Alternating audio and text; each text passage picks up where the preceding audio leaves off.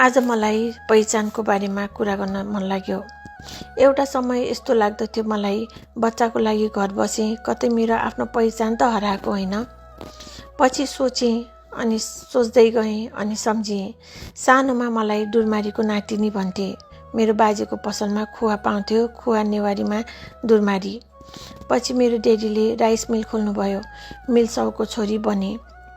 त्यो पछि म नर्स पढेँ, मलाई सिस्टर बने अनि यहाँ आएँ, यहाँ पनि नर्स भयो।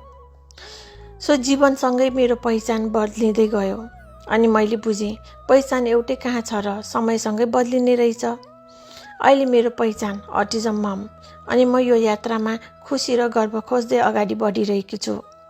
यदि तपाईँलाई पनि यस्तो लागेको छ, पहिचान हराएको जस्तो लाग्छ भने सम्झिनुहोला, तपाईँको पहिचान हराएको होइन, केवल नयाँ रूप लिँदैछ।